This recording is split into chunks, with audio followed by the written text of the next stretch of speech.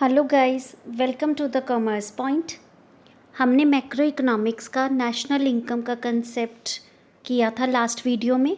उसमें national income से related कुछ पॉइंट्स हमने देखे थे। नेशनल इनकम में हमने देखा था कि वो इनकम जो हमारे नॉर्मल रेजिडेंट रिसीव करते हैं ड्यूरिंग द 1 ईयर, राइट। तो आज हम उसके आगे कंसेप्ट देखेंगे। इसमें एक और सबसे इम्पॉर्टेंट कंसेप्ट होता है डोमेस्टिक टेरिटरी। अब डोमेस्टिक टेरिटरी का मीनिंग क्या हुआ? डोमेस्टिक टेरिटरी होती है जैसे हमारे इंडिया की जो भी बाउंड्री लाइन है as well as geographical territory है, political boundary as well as geographical territory. Political boundary तो आप सबको पता ही है कि जो भी हमारी इंडिया की पॉलिटिकल बाउंड्री लाइन है उसके अंदर अंदर जो भी इनकम होगी या जो भी टेरिटरी कवर होती है वो डोमेस्टिक टेरिटरी कहलाती है। उसके बाद हम इसमें लेके चलते हैं जोग्राफिकल टेरिटरी। जोग्राफिकल टेरिटरी का मतलब हुआ हमारी इंडिया की कुछ ऑफिसेस, जैसे मैंने आपको लास्ट वीडियो में बताया था कि हमारे इंडियन एम्बेसीज होते हैं, जितनी भी अनदर कंट्रीज़ हैं उनमें भी हमारे इंडिया के ऑफिसेज होते हैं, तो वो सारे हमारी डोमेस्टिक टेरिटरी का पार्ट हो जाते हैं, राइट। तो जितने भी हमारी इंडियन एम्बेसीज हैं, प्लस अगर हमारी कोई भी शिप चाहे वो किसी और कंट्री में जा रही हो, जैसे कि वो अमेरिका से कनाडा चली जाए या चाइना से अमेरिका चली जाए, तो है तो वो इंडिया की, तो वो भी हमारी डोमेस्टिक टेरिटरी के अंदर आती है। ऐसे ही हमारे जितने भी एयरक्राफ्ट्स हैं, एरोप्लेन्स हैं, जैसे कि अगर वो फर्दर कंट्रीज़ में एयरलाइंस का जैसे कोई भी प्लेन है, वो अगर एक कंट्री से दूसरी कंट्री में जाता है तो वो भी उसकी भी जो इनकम होगी वो हमारे इंडियन इनकम ही कंसीडर की जाएगी, हमारी डोमेस्टिक टेरिटरी के अंदर ही आएगी, राइट। तो डोमेस्टिकल टेरिटरी में एक तो हम बाउंड्री लाइन लेते हैं, प्लस इसमें हम लेते हैं जोग्राफिकल टेरिटरी। तो इसके मेन कंपोनेंट्स हैं पॉलिटिकली जो बाउंड्री लाइन है, सेकंड इंडियन एम्बेसीज, हमारे जितने भी ऑफिसेज जितने भी बाकी कंट्रीज़ में हैं वो भी इंडिया की डोमेस्टिक टेरिटरी का पार्ट है। जितने भी शिप्स और एयरक्राफ्ट्स हैं या फिशिंग वेसल्स हैं, जैसे हमारे यहाँ के जो भी फिशरमैन्स होते हैं, अगर वो सी में जाते हैं, ओशन में जाते हैं, तो वहाँ पे जो भी बाउंड्री लाइन होगी वो हमारी इंडिया के अंदर ही उसकी टेरिटरी काउंट की जाएगी, राइट। तो ये हो गया है हमारा डोमेस्टिक टेरिटरी। इसका कंसेप्ट हमने इसीलिए पढ़ा क्योंकि डोमेस्टिक इनकम जो है वो डोमेस्टिक टेरिटरी का पार्ट होती है। मीन्स इस एरिया से जितनी भी इनकम रिसीव्ड होगी, चाहे वो हमारी बाउंड्री लाइन के अंदर हो या हमारी जोग्राफिकल टेरिटरी से इनकम हो, वो हमारी डोमेस्टिक इनकम होती है, राइट। अब हम नेक्स्ट देखेंगे नेशनल इनकम में और कुछ कंसेप्ट। हम सबसे पहले जब बात करते हैं नेशनल इनकम की, तो हम यहाँ पर बात करते हैं, पहले हम निकालते हैं GDP. GDP at MP. GDP at MP का मतलब हुआ gross domestic product at the market price. हमारे इंडिया में जितनी भी गुड्स एंड सर्विसेज की वैल्यू है, मार्केट वैल्यू जो है हमारी टेरिटरी के अंदर, उसको कहा जाता है जीडीपी एट द एमपी। अब हमने यहाँ से निकालनी है नेशनल इनकम। तो नेशनल इनकम के लिए हमें चाहिए NNP at FC, net national product at the factor cost. Means total हमारी जो नेशनल इनकम है विद इन 1 ईयर, तो वो हमारी नेशनल इनकम हो जाती है। तो जीडीपी एट एमपी से अगर हमने एनएनपी एट एफसी पर जाना है तो सबसे पहले आपको चेंज करना पड़ेगा जी से कहाँ पहुँचेंगे? एन पर, मीन्स ग्रॉस से नेट पर। अब ग्रॉस क्या होता है? Gross value means real value of the product. Like अगर आप एक मोबाइल लेके आते हो मार्केट से, आपने एक मोबाइल लिया एप्पल का जो था 40,000 का, तो उसकी रियल वैल्यू क्या हुई 40,000, वो उसकी ग्रॉस वैल्यू हो गई, राइट। अब 1 ईयर के बाद जब आप उसको सेल करने जाओगे या अगर आपका कोई फ्रेंड पूछेगा तो आप कहोगे कि ये मेरा 40,000 का मोबाइल है, लेकिन जब हम उसको सेल करेंगे तो वो 40,000 की जगह वो आपको 30,000 देगा। तो ये हो गई उसकी नेट वैल्यू, जो एक्चुअल वैल्यू है उस प्रोडक्ट की, राइट।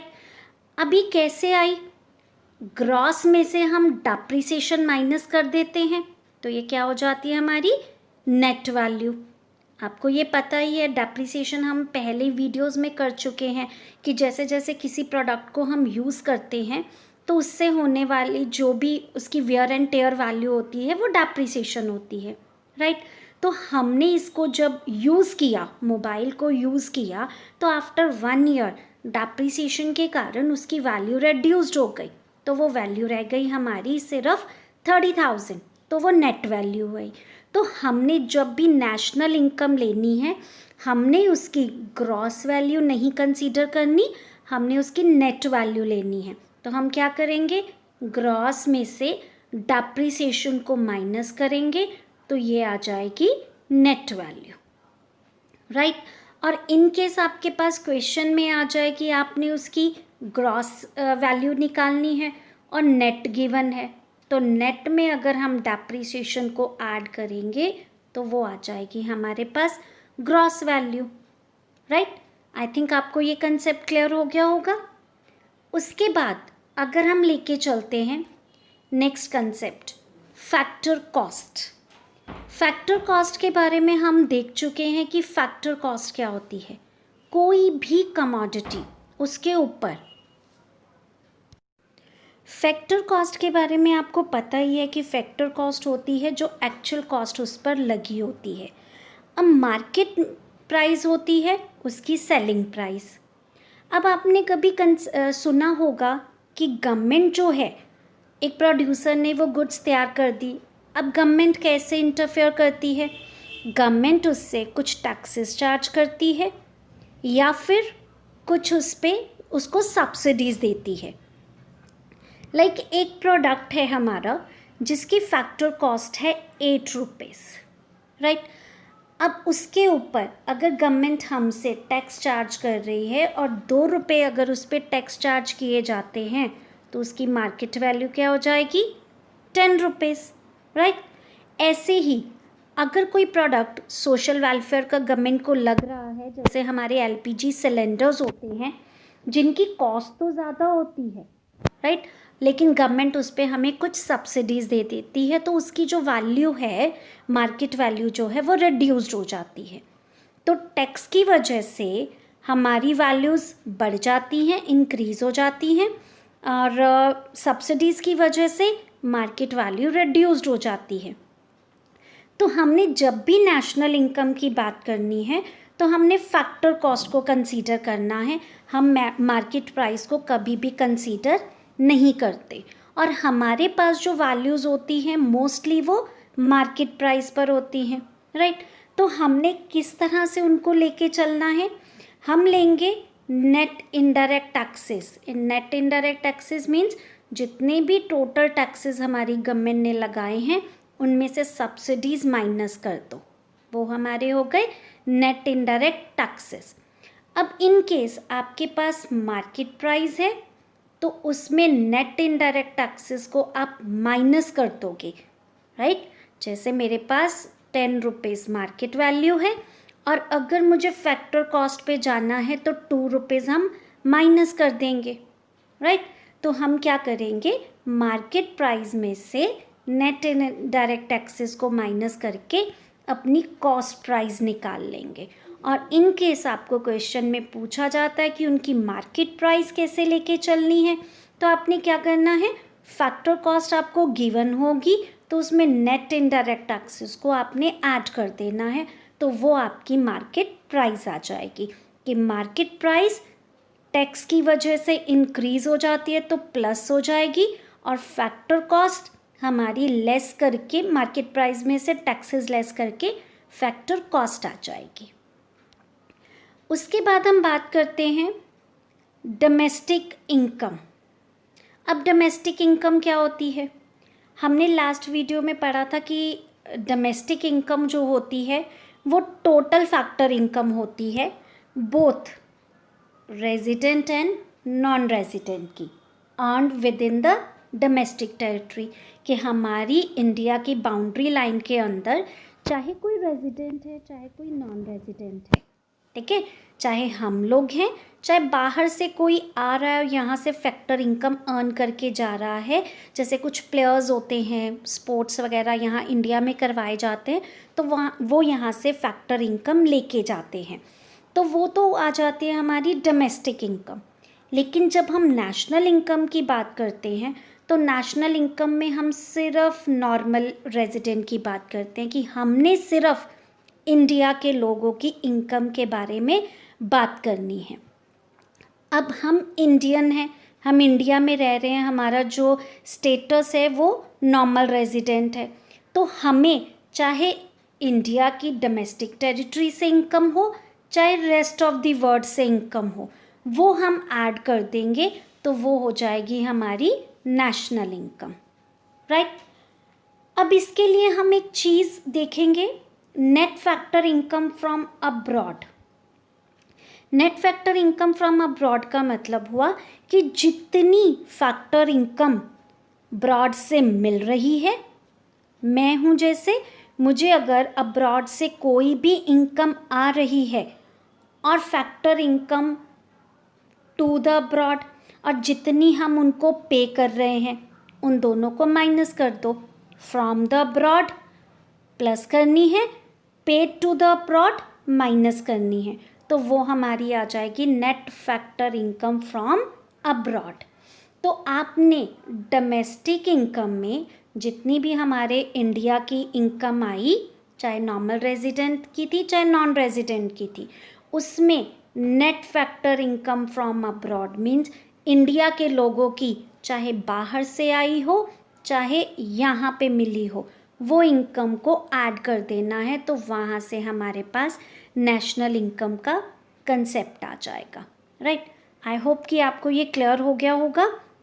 आपने सबसे पहले net factor income from abroad को कंसीडर करना है कि हमें जो यहाँ वहाँ से मिलती है, जैसे हम प्लेयर्स की बात करें तो हमारे जो प्लेयर्स हैं बाहर से लेके आते हैं, और जितनी हम उनको उन प्लेयर्स को पे करते हैं उनका जो डिफरेंस होगा वो net factor income from abroad हो जाएगा।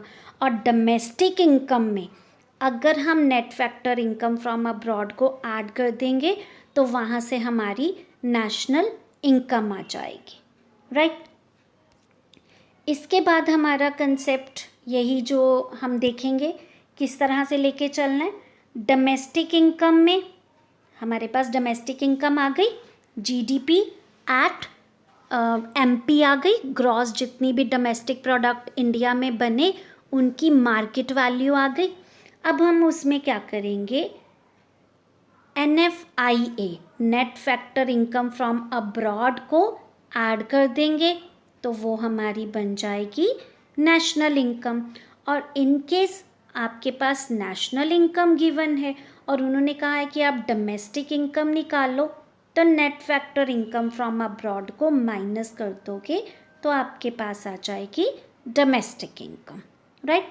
डोमेस्टिक से नेशनल पर जाना है तो बाहर से जितनी इनकम हमारे नॉर्मल रेजिडेंट ले रहे हैं net factor income from abroad वो ऐड कर दो। और अगर नेशनल से सिर्फ डोमेस्टिक इनकम को निकालना है, इंडिया की इनकम फाइंड आउट करनी है, तो net factor income from abroad जो है उसको माइनस कर दो।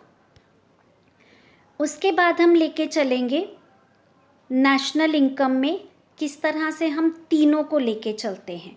मैंने पहले ही जैसे आपको बताया कि हमारे पास जो भी इनकम आती है, जो भी हम टोटल वैल्यू उठाते हैं, जैसे इंडिया में एक साल के अंदर अंदर जितनी भी गुड्स एंड सर्विसेज प्रोड्यूस्ड हुई तो उसको क्या कहते हैं, gross domestic product at the market price.